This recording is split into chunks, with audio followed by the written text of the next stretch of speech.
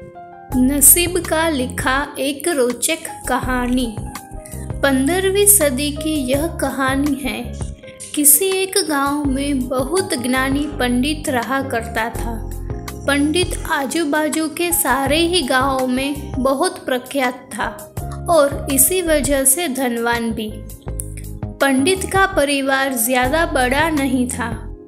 पंडित अपनी पत्नी के साथ अपने बहुत बड़े घर में अकेला रहता था, क्योंकि पंडित को कोई बेटा था नहीं और एक बेटी थी जिसका विवाह पास के गांव वाले एक श्रीमंत लड़के से हो चुका था। पंडित ने शादी से पहले अपने होने वाले दामाद की अच्छे से जांच पड़ताल की थी और अपनी बेटी का भविष्य भी ठीक से पढ़ा था। तब जाकर उसने बेटी की शादी की थी, लेकिन चंद सालों में ही पंडित का दामाद बुरी आदतों के चंगुल में फंस गया। जुआ और शराब की बुरी लत ने उन्हें सड़क पर लाकर रख दिया था।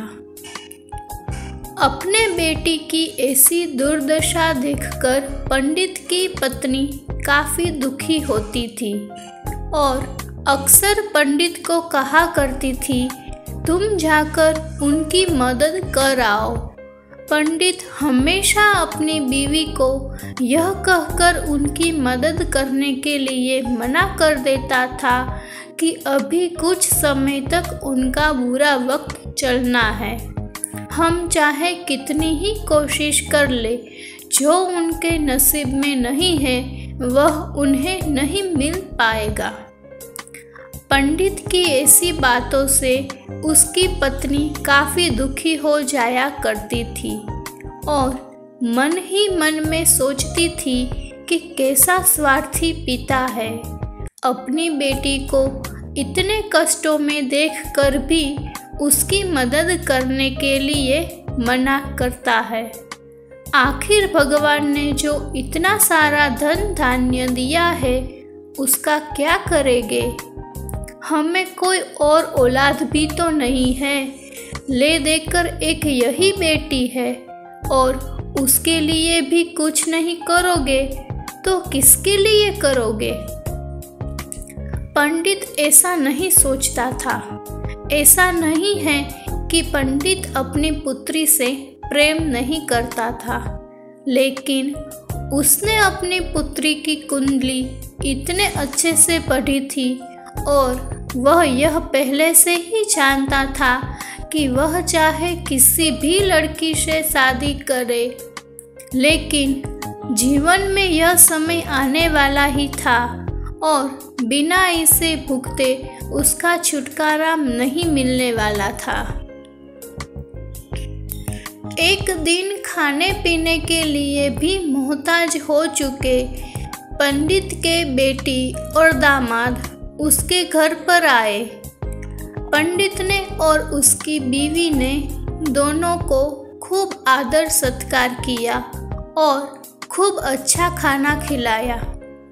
बेटी और दामाद की पंडित से सहायता मांगने की हिम्मत ना हुई, इसलिए वह बिना बोले ही वापस अपने घर को लौटने लगे।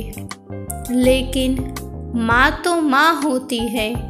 पंडिताइन से रहा नहीं गया और बिना पंडित की इजाज़त के उसने चोरी छुपे बूंदी के लड्डू बनाकर उसमें सोने के सिक्के रख दिए और बेटी और दामाद को दे दिए, ताकि बेटी और दामाद की कुछ आर्थिक सहायता हो सके।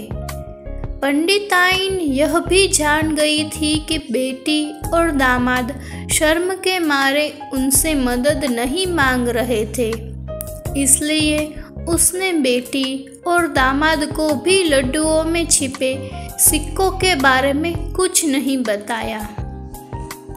जाहिर सी बात है कि जब वो लोग घर पर जाकर लड्डू खाएंगे तो उन्हें इसमें सोने के सिक्के मिल इसी तरह बिना उनके मांगे ही उन तक मदद पहुंच जाएगी।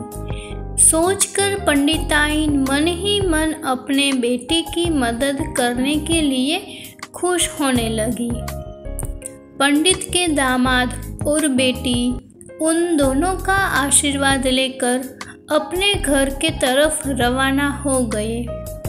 उन दिनों गाड़ियाँ तो नहीं होती थी, घोड़ा गाड़ी या बैलगाड़ियाँ चलती थी। पैसे ना होते तो और चीज़ें की लेन देन से भी व्यवहार होता था।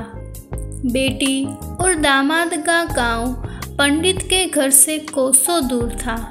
फिर भी पैसों की कमी के चलते वह चलकर अपने गांव की तरफ निकल पड़े। थोड़े दूर ही चले थे कि पंडित की बेटी के पैर में मोच आ गई और अब उसको चलना भी मुश्किल हो गया। पंडित के दामाद ने जब देखा कि उसकी बीवी अब बिल्कुल चलने में सक्षम नहीं है, तो उसने एक टांगा अपने घर तक किराए पर ले लिया। दोनों पति पत्नी टांगे में बैठकर घर तक पहुंच गए, लेकिन टांगे वाले को देने के लिए उनके पास पैसे थे नहीं। इसलिए पंडिताइन ने जो बूंदी के लड्डू उन्हें दिए थे वही किराए के तौर पर उस टांगे वाले को दे दिए। टांगे वाला बूंदी के लड्डू को लेकर वहां से चला गया। टांगे वाला अपने घर की तरफ जा रहा था, तब उसे एक हलवाई की दुकान दिखी। उसने सोचा कि थोड़े से बूंदी के लड्डुओं से मेरे घर के लोगों का पेट थोड़ी भरने वाला है। इससे अच्छा मैं इन बूंदी के लड्डुओं को बेचकर उनसे कुछ चावल खरीद लेता हूँ। टांगे वाले ने बूंदी के लड्डू हलवाई को बेच दिए। जिस गांव में वह हलवाई रहता था, उसी गांव में एक आदमी ने अपने घर पर पूजा रखी थी और उसी पंडित को उस पूजा के लिए बुलाया था। पूजा में लगने वाले प्रसाद के लिए उस आदमी ने उसी हलवाई से बूंदी के लड्डू लिए जहाँ पर उस टांगे वाले ने बेचे थे। हलवाई ने भी उस आदमी को टांगे वाले से खरीदे हुए लड्डू ही पहले दिए ताकि वह खराब ना हो जाए, क्योंकि वह नहीं जानता था यह लड्डू कब बने हैं।